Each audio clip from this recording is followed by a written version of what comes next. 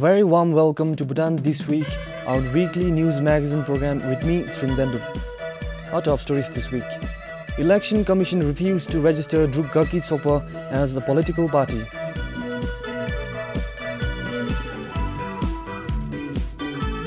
Lesser business in ICT graduates during the last 3 years.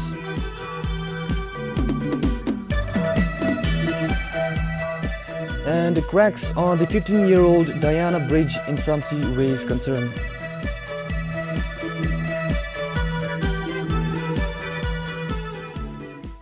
The Election Commission of Bhutan disqualifies Druk Gaki Sopa from becoming a registered political party. The Commission refused to register the applicant party in line with the Election Act of Bhutan 2008. However, the president of Druk Gaki Sopa, Cheku Dukpa, unhappy with the decision, said he will take the matter to the court. The applicant party, Druk Gaki Sopa, submitted a final list of 308 registered members. But according to the Election Commission's notification, there were irregularities in 29 cases with names not in the electoral roll, names of religious personalities, and mismatch of names and constituency mistake. There are also no members in 2 constituencies. But president of the party said it's not 29 cases, but only 9. Kungi chachimnalo te gachi khedi do osewachin ngachera broad-based membership se yijada dembegi te japchobada thimi desu gose ime imdalo te da jangha bewachin te gadebe ina ta desugi kole te chejichidi mindo ose junila yeda ngachigi diji nipa te ngachigi toge anigi feudalo dinalo gadebe chidi dozewachin te ngachigi timidi te ngachiregi zongha rerenale te pigobe imese junila te ngachi dato kungi natawachin da denkung inale mindoseme baba indira besijiro te ngachigi di denkung jipjujedena chambe pi se juni. Election Commission also said out of 25 potential candidates in the list submitted, 2 candidates are not registered members of the party and 1 appears to be a different person of different gender. The applicant party was informed, but no rectified list was received. The notification also stated that there are no potential candidates for half of the 47 constituencies. The Commission also found that there were no candidates of public standing with demonstrated experience of leading a government or public office or an established business. Tengachi dengodi tengachi chachinna disotiudara te chango mindose juni te dambalu te nadisugi beru te chaktu lenchugi khadele beru te khengo khacheu gajimose wachin e dani dengo deso de dato te kongi gobe bedalo te ngachigi te chaktu nal chamatoni be de ngachigi ikche deso piu membe se junila te ngachigi ta sokbadi toge benigi te dentale te ngachigi juidi pi se juni nyam용gi tega di mapa te ngagi debe judalo de ngachigi chango mindose dalo de nammapa nyam용 desugi 콜레 te namseme jugopji mindose junila dani 타젠저기 콜레 ngagi jumishela mola ngachigi de dampolo debe tsutsubia me se juni ngachigi debe mola 타젠저기 콜레 ngachi shera mishe se juni. The Election Commission also shared serious concern on the party ideology.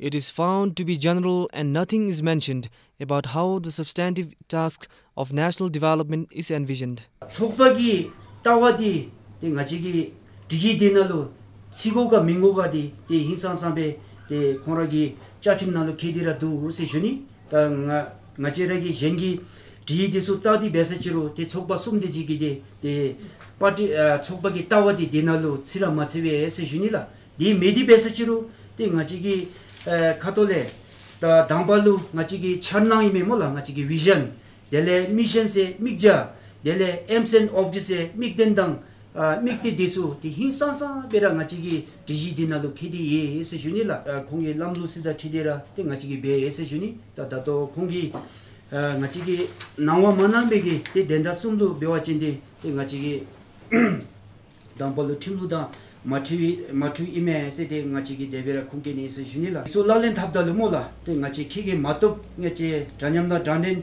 te matop dawji bewachin te ngachi chatim chemo ngachi jitengi tobangda chidira te ngachigi 년도 팀기 densal로 te tamthani gi dendale te ngaji gi chani in se junila. Cheku Dukpa also said registration for a political party and registration for the elections are completely different. Druk Gaki Sokpa applied for registration last month. This is Sringdandu for BBS News. There has been a significant decrease in business and ICT graduates in the country over the last 3 years.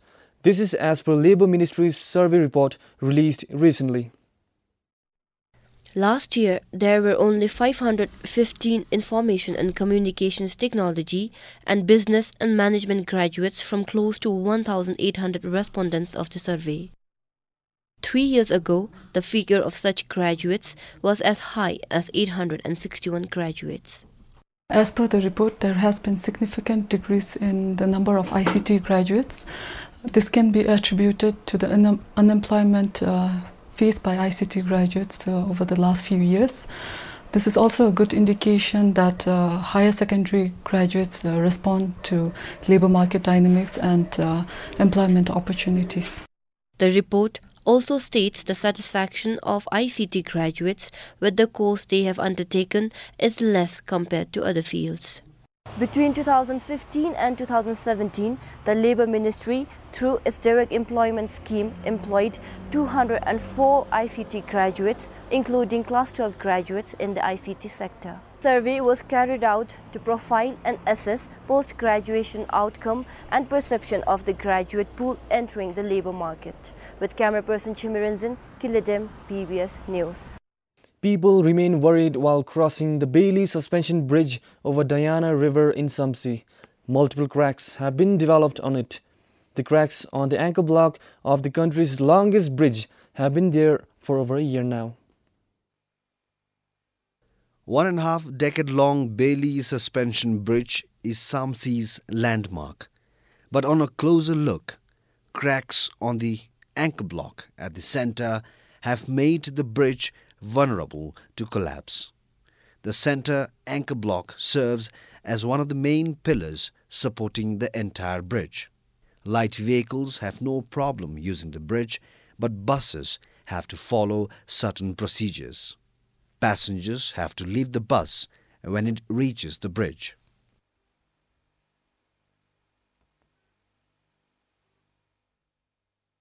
The passengers then cross the bridge on foot, and it is inconvenient when there are other vehicles using the bridge at the same time. The bridge connects Samsi town to 9 gyoks.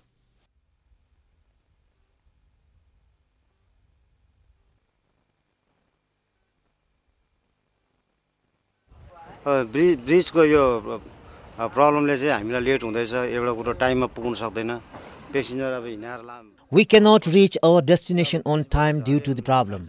I have to let my passengers cross the bridge on foot, and there are chances of them falling from the bridge because some would be drunk. The problem gets severe during monsoon. अब अहिले यो पानीको सिजनमा त अब हैन अब हिँडेर जाँदैछ.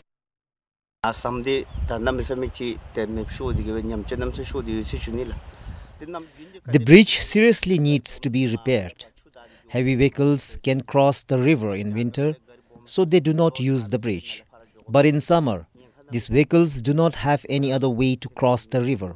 So there are chances that they might use the bridge, which is risky. So we will be grateful if the government could repair the bridge at the earliest.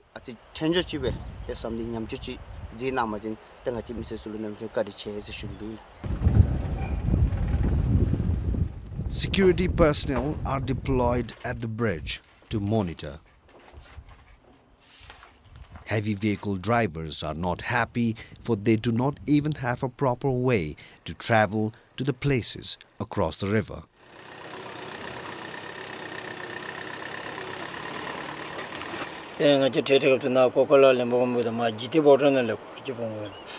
winter no bedo na se table ta te winter no serura umda ngachi ge tere kap tu na galam na chino ne penbel ti to chagyu na chino ra lu tena se problem du lan zum ge te jungi ati chi yele balam juba zu chi ma chindi kadin cheval ne to zoni menul.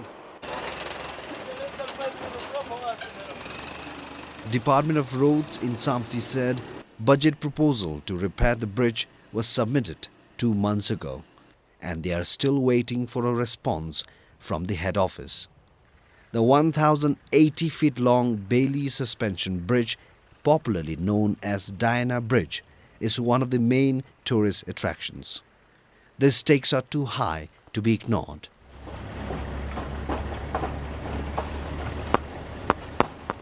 For Damchuzam in Samsi, Tanden Finso, BBS News. 3 traditional houses in the western region have been identified for preservation as cultural heritage sites. This was recommended by the Department of Culture through its research findings. Traditional houses of Kabesa in Thimphu, Changjoka in Punakha, and Talungte in Ha are proposed for preservation. The structures were selected from over 100 traditional houses that were surveyed from 2012 till 2016. The research was conducted jointly by the Department of Culture and Tokyo National Institute for Cultural Properties. The study was carried out to determine the damages caused by the earthquakes in 2009 and 2011 to traditional houses. Through this research, we studied from 2012 to 2016, focusing on architectural survey and structural survey. So architectural survey was focused on finding the traditional techniques of construction of rammed houses, which is very unique and which has to be preserved, while structural survey focused on how to strengthen the traditional structure. Experts from Japan presented scientific evidences from the survey focusing on the importance of traditional houses. They said Bhutanese traditional houses are at risk of disappearing. We are very much expecting to the effort of the Bhutanese government to establish the legal framework for the protection of the rural traditional houses, which is very important not only for conserve the building, but also to encourage the people and make them understanding the importance or significance of such traditional houses in terms of Bhutanese cultural history.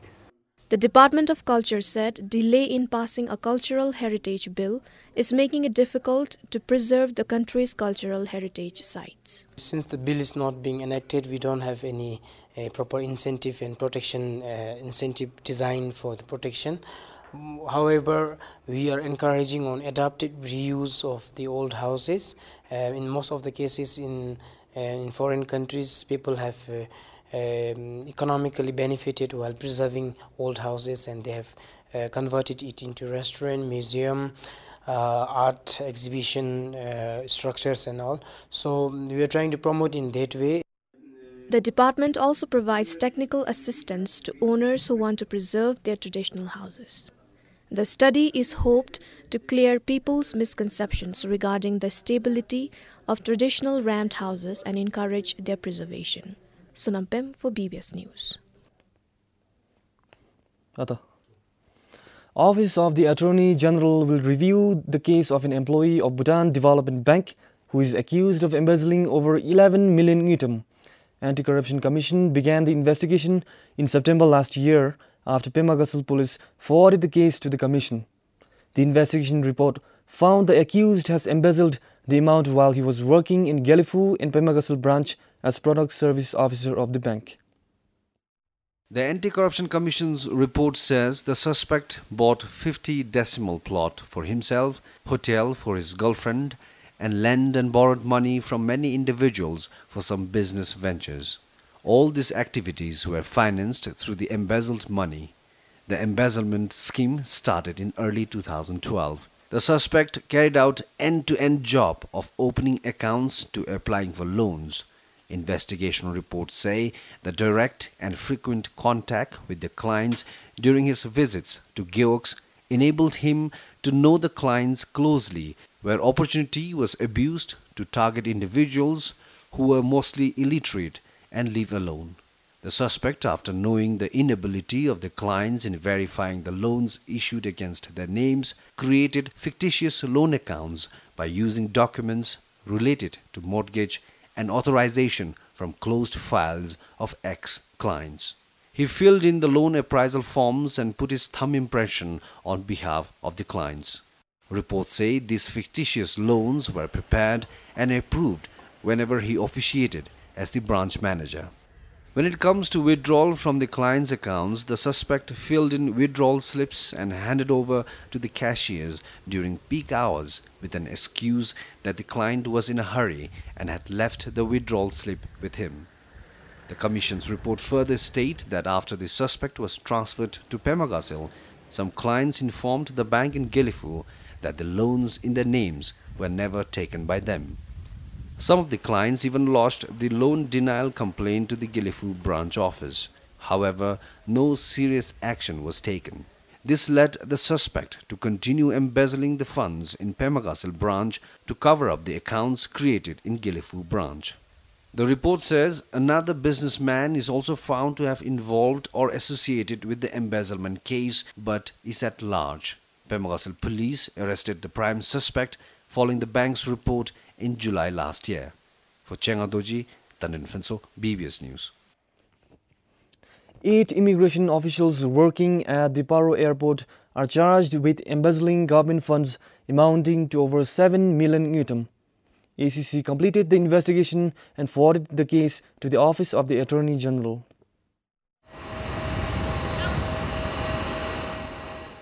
From 7 million, some 2.4 million ngitam was deposited in the government account prior to the Commission's investigation.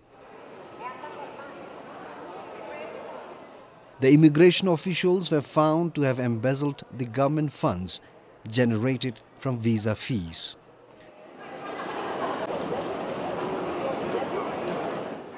The accused are a messenger, assistant ADM, senior immigration officer and 5 inspectors.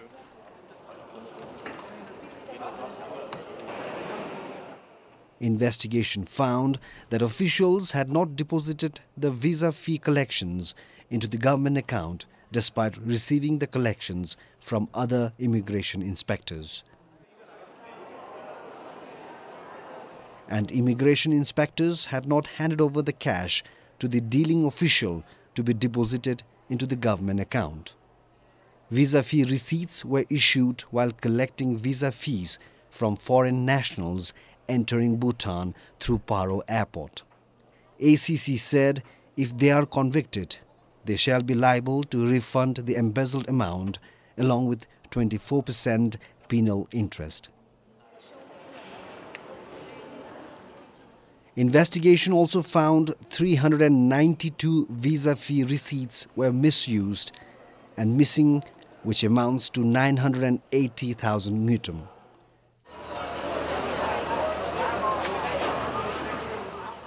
However, in absence of receipts, the Commission was not able to find the perpetrators to fix accountability for the misuse of 392 visa fee receipts. This investigation covers alleged misuse of funds from January 2013 to June 2017. For Chengadoji, Tandin Fenso for BBS News. A technology to help farmers keep wild animals away from the fields was declared the best idea of the first National Techstars Startup Weekend. Students from 7 colleges of the Royal University of Bhutan took part in the 5-day event. The Sungjab team will be awarded 800,000 ngitam to develop the idea. The technology will work like a fence. It will have sensors to detect motions of the animals along with LED lights. When animal comes, that sensor will sense. When an animal approaches the sensor, it will send a signal to the receiver which will switch on the LED bulbs. The bulbs will glow in such a way that it will seem like a tiger in motion.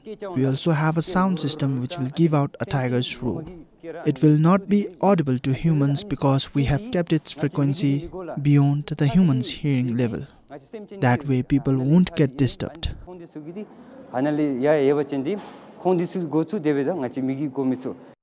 He added, the technology will be 7 times cheaper than an electric fencing. Setting it up in an acre of land would cost around 24,000 ngitam. The other awards included Social Impact Mention, which a pad vending machine won, and Popular Choice, in which the concept of natural water filter was voted the best. The main objective behind conducting this kind of event really for the government is to create an entrepreneurship ecosystem in the country, to really promote innovations and entrepreneurship, and also to really provide a platform for our youths to explore how they can marry technology to any of the ideas, because technology today is inevitable. Meanwhile, considering the various ideas at the event, Prime Minister Dashu Sringtopge said there is a need to establish a startup weekend office in the country. The Labour Ministry will be directed to look at its feasibility. This is Sringdandu for BBS News. Locals are not happy with the Paro Valley development plan. The project was implemented 6 months ago to promote integrated planning and urban development. At the recent Dzongkhag Tsokdo, local leaders complained the plan is confusing and not applicable. Paro Valley Development Plan was initiated by the Ministry of Works and Human Settlement. The objective is to promote integrated planning with all traditional architects intact and cultural landscape preserved. It also aims to ensure efficient and shared use of resources and infrastructure. According to the local leaders, so far, the plan has been a distress to the public.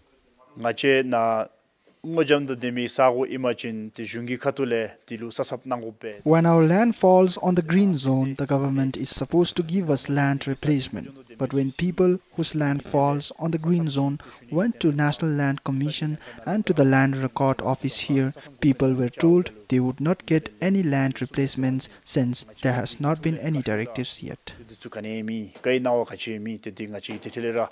The Pimi Subse, the Missilo, and the Sundi do Seshunila. The Compel Gila Beni, Kimchab Gila Beni de Zukara, Kaksha Bedu Seshunila. All development work like house construction has been stopped. This is because the Ministry of Works and Human Settlement has sent us a green zone map according to which many of our land, where construction was previously permitted, are now in the Environment Conservation Precinct and cannot build a house now.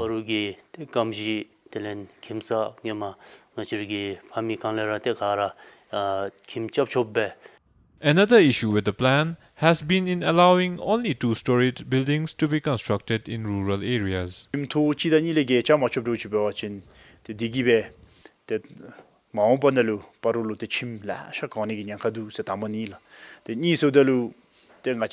we are only allowed to construct two-story houses, in future, Paro will be filled with houses. When we construct houses, we take loans from banks, and with just two-story house, it is difficult to pay back the loans. We can't give on rent, so we don't have income. If we are allowed to construct three-story building, it would help us while dividing the inheritance.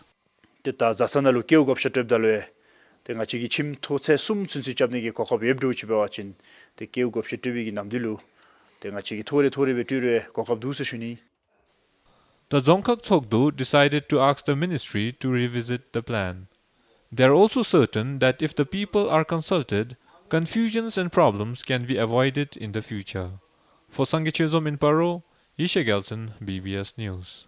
Office of the Attorney General handed over antiques worth more than 2 million Newton to the Department of Culture. The items were recovered last year from convicts who had stolen them from Chetis in Mongar. 12 men were imprisoned by the Mongar court in connection to the cases. These items, which include Z-beads, statues, pearls, silver coins and ornaments and various other valuables, were all stolen from Chetis and Lakangs in Mongar. Police were able to recover the items from 12 men who were convicted last year. It was found that the items belonged to more than 100 Chetis and Lakangs. The items were handed over as per Mongar District Court's judgment.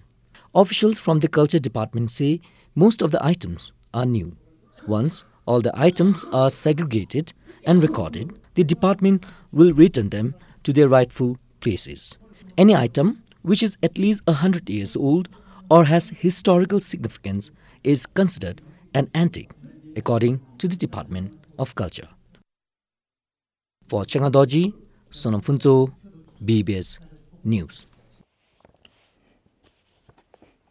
Right, Ata. Cardamom is the main source of income for the people of Dala in Chuka Dzongkhok.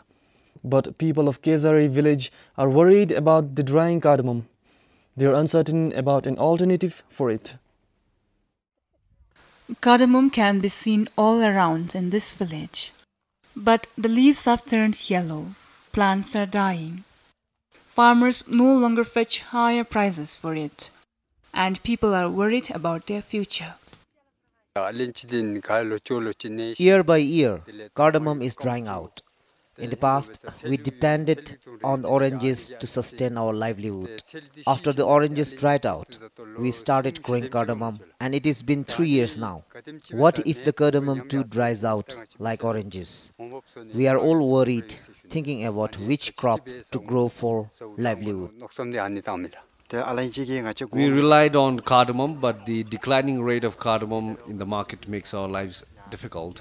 We didn't grow maize and all just to grow cardamom. We see cardamom drying out and it worries us. We don't know what we should be cultivating if the cardamom is gone forever. According to the Dzongkhok agriculture officials, cardamom needs 50% shed to grow well. But the cardamom at Kezari is not even covered with 5% of shed. Officials also say that the region is fertile for summer vegetables and favorable for avocado too. Similarly, drying cardamom has worried people in neighboring regions. For Sonam Penjur in Chuka, Pup Game for BBS News. About 89 families of Jurmi Geog in Mongar will have proper houses to live in by the end of this year. The struggle to afford such a need has been put to rest with the intervention of Tarayana Foundation. After living in a bamboo hut for years, this couple recently moved into their new home. Once a luxury they could only wish for is now fulfilled. Tarayana Foundation supported them with raw materials and labor charges to construct the new house. We used to live in a hut without a proper roof. I'm grateful to the foundation for the support. Now I can maintain hygiene at home.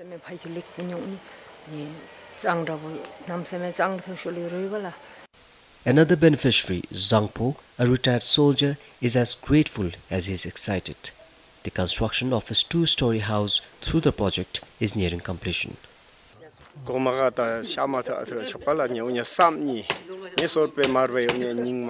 I could not afford to renovate my old house. Now I am getting a new one with Tarayana's assistance.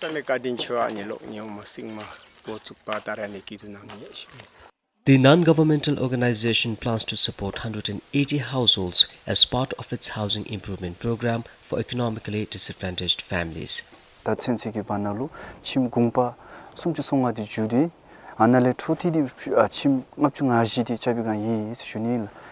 the remaining 91 houses, the foundation is in the process of looking for funds.